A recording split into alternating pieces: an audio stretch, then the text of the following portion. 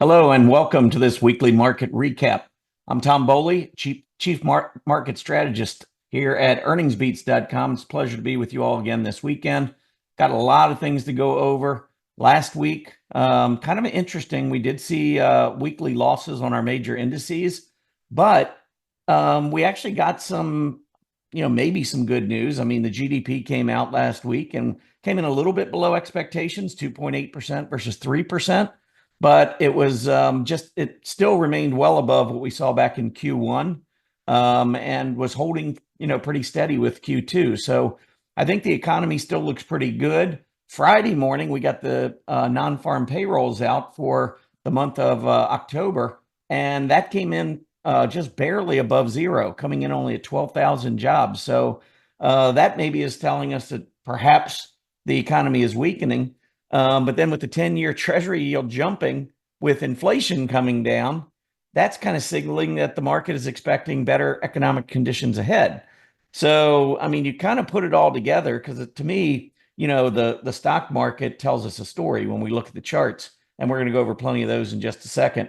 But the story that it's telling me right now is that inflation is under control or getting to the point where it's gotten to the point where the Fed believes it's under control. And by the way, we have a Fed meeting coming up this week, although it is a little weird in that we're going to be getting the announcement, the Fed announcement about on Thursday instead of the normal Wednesday. So that's kind of a strange thing you need to be aware of. But we do have another meeting coming up, and it's widely expected that the Fed's going to cut another quarter basis point. And some might be looking at the 10-year yield going up and thinking, well, why are they cutting rates? I mean, the 10-year yield's going up. Isn't that a signal of inflation? No. The 10-year Treasury yield goes up for a number of different reasons. One would be if investors believe inflation's a problem, but another one would be if inflation or if investors believe that the economy is going to strengthen. Because what you would do in that situation is get out of bonds. You'd sell bonds, sending the yield up, and you jump into the stock market, also sending the stock market up. So I believe that's kind of what we're looking at. And we're we just started on Friday, the month of November, which historically is the best month of the year for the stock market. So kind of got a mixed picture, but I'm still, I think the bullish signals outweigh the bearish signals, at least to me. Now, I'm sure there are going to be some that are going to look at that jobs report and say, well, we're not far from a recession with jobs at 12,000. You could maybe say that, but I think that's what's going to allow the Fed to continue cutting rates, which in turn is going to strengthen the economy down the road. So I think we're kind of teetering a little bit, but I still think overall the market's very resilient. I think the economy seems to be pretty strong, especially with that GDP report that came out earlier in the week. So anyway, that's kind of how I see it, unfolding here as we head into November, and with the Fed meeting coming up and a likely rate cut coming again this week. I don't know. I think the market probably is looking ahead at some good news. We'll see. But let's take a look at some of the things that happened last week. So I wanted to go through the major indices first. You got the Dow Jones. You can see it's pulled all the way back to its 50-day moving average. It also broke out about the 41,500 level. If we zero in here, that was the top that we saw a couple months ago. But since then, we've broken up through that top, and now we're coming back down, getting pretty close to testing that area. So I'd watch 41.5 on the Dow Jones. The S&P 500 also coming down. We saw a 50-day test. This was the first time we've seen the 20-day move below, or excuse me, price action move below the 20-day on the S&P since all the way back in the second week of September. So it's been a little while. We've been just trending above that 20-day. So we did see a little weakness down to the 50-day. We'll see if that holds. But throughout the history of 2024 anyway, when we have gone a little bit below that 50-day moving average, that has tended to be a very good time to jump into the market. So I would think with it sitting at the 50-day, if you've been on the sidelines, probably not a bad time to be thinking about jumping in, because again, November is the best month of the year historically for U.S. stocks. And this historical period of bullishness continues all the way into about the middle part of January. So that's 2.5 months of typically strong action in the market. Moving on to the NASDAQ 100. Almost got up to the high we saw back in July. Of course, that was the all-time high. We backed off of it. We're trending or we're trading just above the 50-day. You can see recent lows came in just a little bit below 19,750, and we closed at 20,033. So we're not far from some key support. I would say, maybe 1 to 2%, 1.5%, something like that. And then you have a gap support from back in September right here that comes in at about the 19,350 area. So those are the two key areas I'd be watching to the downside on the NASDAQ 100. First, maybe around 19.7, and then secondly, closer to that 19.3 level. So maybe 1.5% down to the first one, then maybe about 3.5% down to that gap support. All right, we'll look at the small cap IWM. IWM looked like it was taking off midweek, got back up almost to 225, but it reversed back down. And it's another index down right around its 50-day moving average. I look here at some pretty key price support right around 215. So we finished at 218.98. That gives us about 2% down to this key area, maybe 214, 215. I would expect the IWM to hold there. The IWM, financials, industrials, these are areas, transportation, these are areas that tend to like the month of November and into year end. So definitely areas I would keep an eye on. All right. I like to take this look at a chart list that has all 11 sectors on it and the 6 major indices, and then break it down by 1 week performance. And you can see what performed well, what didn't last week.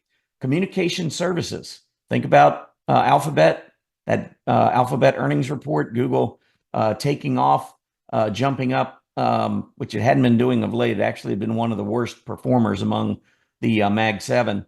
But Google had a good week. Of course, that was part of what was leading communication services. But I'll show you in a bit. Publishing did well. Also, broadcasting and entertainment in that area did very well. Transportation stocks up 1.5% last week. And you can see that was about it in terms of strength. IWM was flat. XLF was flat. In the Dow Jones, mid caps down just a fraction. And those were the areas. So you kind of get that flavor maybe of a little bit more value with the financials, small caps, mid caps, the Dow, not so much the big aggressive areas like technology or consumer discretionary. Technology, by the way, down here near the bottom, down at 277. Hold on 1 second, sorry. Yeah, down 277, and the S&P 500 was down 1.37. So you can see the technology definitely lagged on a relative basis by quite a bit, and that makes it difficult for the market to go up. Anytime technology is underperforming and down, it's going to make it much more difficult for the major indices to rise, especially the S&P 500 and the NASDAQ 100, because they're so heavily influenced by the technology area. But down there with technology, we're also utilities and real estate. So we had a little bit of defensive areas down there as well. So it's quite a mixture last week, but I want to focus a little bit more on the areas that were strong and talk a little bit about those in just a couple minutes. But I do want to show you the industry groups. So this is my relative strength industry group chart list. And all I do is I go back for 1 week and I pull up all of the industry groups relative to the S&P 500, and I just rank them by the percentage change. So for instance, business, training, and employment agencies had a big week last week. Kind of interesting when we saw the jobs report come in pretty weak on Friday. But if we pull this up, you will see that we had quite a push to the upside. I don't know why that's showing down here, but let's change this to BE here. So here is the absolute performance of the business training. And you can see really it bottomed down in July. And so we're starting to make a pretty big move here. And that's the same with the relative strength. It bottomed in July. Well, what happened in July? Remember, that's when we got the June CPI report out around July 10th or 11th. And since that date, the market has been trading as though we are going to get rate cuts. And we just saw one rate cut last month. We're expecting another this month. But what do those rate cuts mean? It means a strengthening economy. Well, what do you think a strengthening economy is going to do for an area like business training and employment agencies? Probably going to help out. So I think that's where we're seeing this relative strength come in. So this is certainly a group to consider trading. I would just be careful and make sure that we don't get a rolling over at about that 50-week moving average and watching this thing go back down to the low. As long as we remain in this uptrend, I think this is an area maybe to give some consideration to. Communication services. We talked about communication services. Here it is. I mean, last week going up. The big move up was the gap up that we saw on Wednesday. Let's zero in, take a look at that. Right here, we gapped up, got up to 94 on the XLC. That was the morning after Alphabet reported, and we got a really strong reaction from Alphabet. Since then, the next day, we had Meta reporting, and Meta went down. So we took the group back down. But for the week, the XLC still had a really, really nice performance.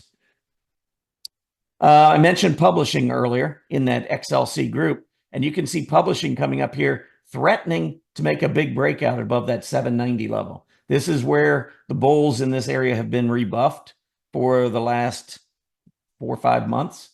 And we did it again this week, going up there, getting above 790, but not being able to sustain it and get a confirmed breakout. So look for that this week. That would be really bullish for the publishing area. If we can get a confirmed big, hollow candle breakout through 790, 800 would be even better. The other one was the,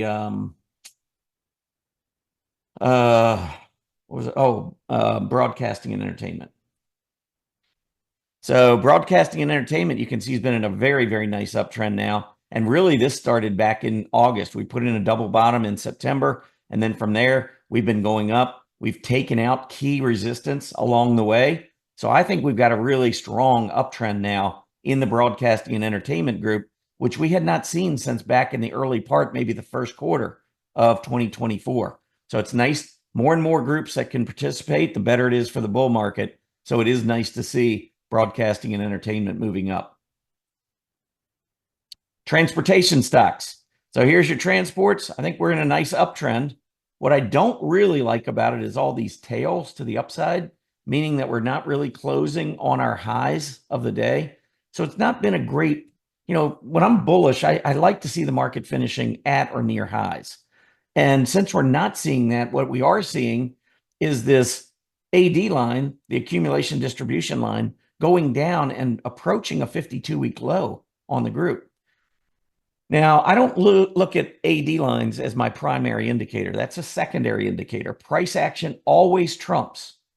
So what you do hear me talk about, though, a lot is when I see price action going up and the AD lines going up with it, it's giving me a better sense of a strong uptrend in play. When I get an uptrend in price and I get a weak AD line, the uptrend in price is still in play. I mean, you can't, but what I would be is a little bit more cautious. Like if transports were to break back down now below the 50-day moving average, I think they're trending up. They got no business breaking down below the 50-day. So if they break down below the 50-day and the AD line's weak, I would have maybe tighter leash on this group than I would some others where the AD line is going up with price. All right, moving on. We got airlines. So as part of the transports, I mean, here are your airlines. We've been on fire for the last 3 months. Let me tell you something. I'm going to show you the seasonality on airlines. If you study seasonality or you listen to us, you'll know. I mean, here's the last 12 years. This is during the entire bull market, the secular bull market that began on April 10th, 2013. Some people say it's March in 2009, but we didn't know in March of 2009 we were going to make a breakout above the 2007 highs. We didn't get that breakout, that confirmed breakout, until April 10th, 2013. So I like to go back and look at the last 12 years a lot of times because we're in a bull market. I want to know how things are trading in a bull market because that's what we're in. Well, look at the airlines. Can you tell a big difference here between the performance of airlines in the last 4 months of the year versus the rest of the year? I mean, I think it's pretty darn clear. Just go through and add up these returns. Look at November. Airlines during this secular bull market have averaged going up almost 9%. Zero in here. See this number, 8.6% Add these four numbers across: 1.1, 5.1, 13.7, 13.4. That's the average return during the last 12 years for airlines from September 1st to December 31st.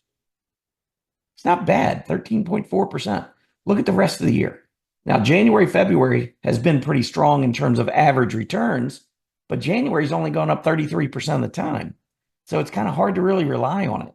But if you just add these across, even including these, that's 5.4, 3.9, 1.9, 1.8, 0.5, 1.2, 0.5. So in the last 12 years, from January through August, airlines have averaged going up 0.5%. But from September to December, they've averaged going up 13.4%. When do you think would be a good time to be into airlines?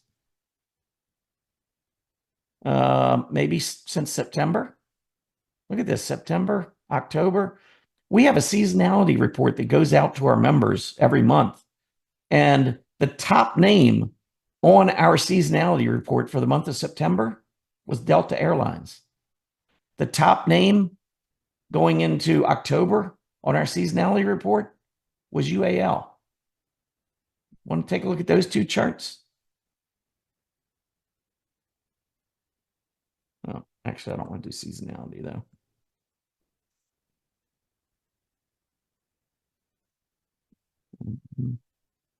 There. Okay. So here was Delta during September. Delta was also on our list for November, October as well. So Delta has been on our list for the last 2 months while it's gone from $42 to $58. So about a 40% return in 2 months. All you need to know is seasonality. How about UAL? Same thing. Look at this 37% move in the month of November. Or excuse me, in the month of October. And so if you look at UAL seasonality, we go back 12 years. I mean, the returns, let's do that return again from September through December, 1.2, 8.4, 17.8, and 17.1. That's the average for UAL in the last 4 months of the year. Well, we've already seen September and October absolutely going through the roof. And guess what? We just started its best month, November. Look at how often November goes up throughout this bull market. It's 5 out of 6 years on average. And the average return, 9.4%, which is even better than what we see in October, 7.2. So seasonality is a big deal. We just sent out our seasonality report to our members for November.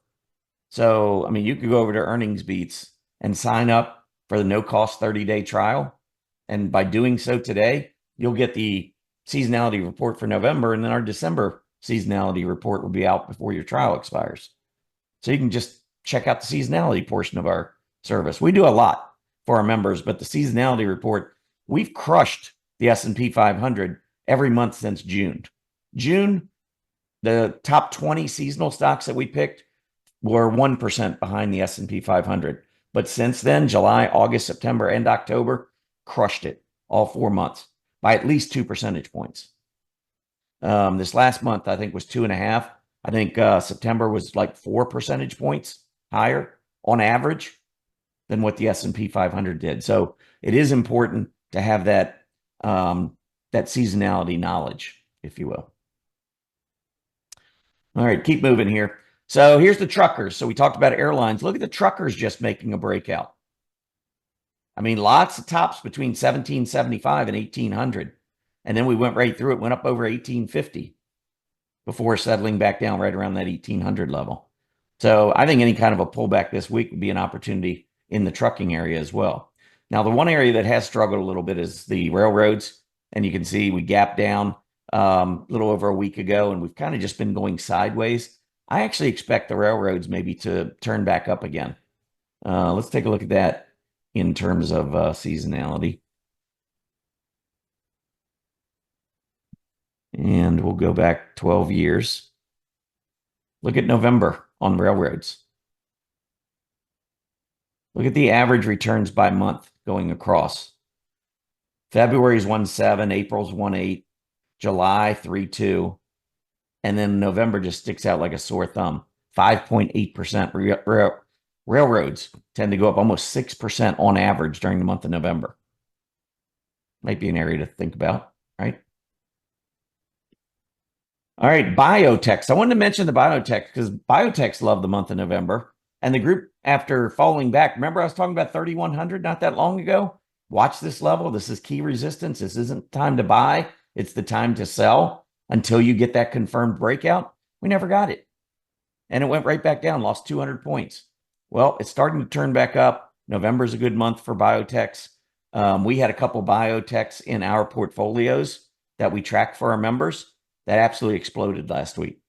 So I think we're getting ready to see a lot more strength in the biotech area as well.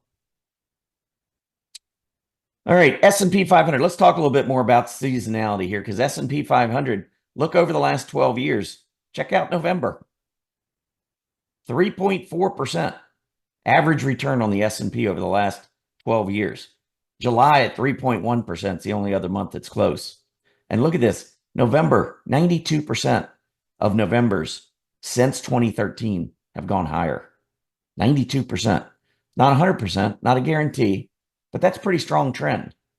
So it's hard for me to bet against the stock market during the month of November. How about industrials? Let's go back here. Look at the last 12 years in industrials. Also up 92% in Novembers. Average return on industrials, 4.9%. July is the only thing close, 3%. How about financials? This is the strongest group during the month of November. Over the last 12 years, financials, same thing, up 92% of Novembers, averaging 5.3%. Look at financials in the fourth quarter. 2.8, 5.3, 0.8. That's 8.9%. Average return, 9%. Average return over these 3 months for the last 12 years. And then you look at, say, the XLF, and you're like, oh, wait a minute. We're in an uptrend, and we're in the fourth quarter. Shouldn't be too surprised. This is what it does. Here's the XLI. Pulling back just as we go into November, near the 50-day moving average. I think that's a good time to consider the XLI, or excuse me, the XLI, but also transports, which are part of the industrials. All right. So I wanted to go through and show you our October winners in seasonality. So I showed you UAL. There's UAL. But that was a huge month of October. How about General Motors? That was on our list we sent to our members. Look at the month in October that General Motors just had. How about Delta Airlines? That was our third highest pick, or third highest return last month, or in October. We started off a little slow, a little profit taking, came roaring back again. How about Netflix? Another one of our picks in October. Finished at what, 708 or something like that to close out September. And we were at 756. So we gained about 50 points on Netflix during October. And FFIV. This is F5 Networks. So at the end of September, we were trading a little over 220. We got up to over 250 during one point of the month, but finished back down to 232, 233. So another solid winner. And this, by the way, during a month, if you look at the S&P 500, we started the month 5750 or 5760 and closed it down near 5700. We were down in October on the S&P 500. And I just showed you 5 massive winners relative to what the S&P 500 did. So you do want to know what the key seasonal stocks are to at least be taking a look at for the month of November. So again, go over to earningsbeats.com, check this out, start your no-cost trial. That you do need to give credit card for that, but we will remind you before your 30 days expires that you are going to expire and that you're going to get charged. We don't want paying members unless they want to be paying members, but you can't know whether or not you want our service until you at least try it. Also, if you want to participate in our free newsletter, no credit card required, just scroll down on our homepage, find this area to sign up with your name and email address. on or for the EB Digest. So this is just a newsletter that typically comes out Monday and Wednesday. It's, when I say newsletter, it's a chart with 2 paragraphs, talking about things that we like when we trade, things that are important to us, relative strength. I love to trade earnings gaps. So I'm right in my sweet spot right now during earnings season. So we feature a lot of gaps and so forth and how to trade those, trend lines, all the regular stuff, moving averages, patterns. But then we'll talk about sometimes sentiment, get into other areas, how you can call the market better in short term and the long term. So there's a lot there to kind of get you more up to speed with what we do at Earnings Beats. So definitely make sure you set that up. Also, if you're on your mobile device, we've got a screen up now where you can simply scan the QR code and it'll take you to a page where you can register for our EB Digest. So make sure you check that out. I always encourage folks to check that out first, kind of get a sense of who we are and what we do and how we approach the market. And then if you like us, next step, 30-day free trial. So no obligation, 30 days for free, and you can see everything. And by the way, by signing up now, let me show you our portfolios this quarter are on fire. So our aggressive portfolio had a huge week last week. So for the quarter now, and when I say quarter, we go from August 19th to November 19th. We always start our quarters right after most companies have reported earnings. So earnings season runs from about mid-January to mid-February, and then again mid-April to mid-May, and so forth and so on. And so this one started after earnings season was basically done back on August 19th. We run until November 19th. And then on November 19th, we'll have another, what I call draft. I mean, the beauty of this is we can take a look at thousands of stocks and come up with the 10 stocks that we want representing our portfolios each quarter.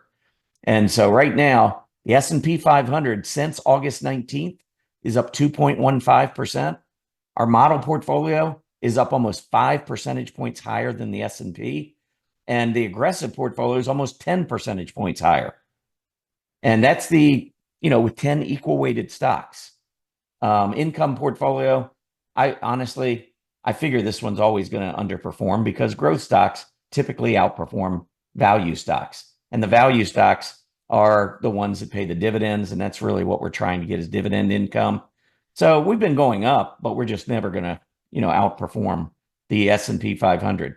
But the other 2 portfolios do have great long-term track records. And this quarter, really fantastic short-term track record.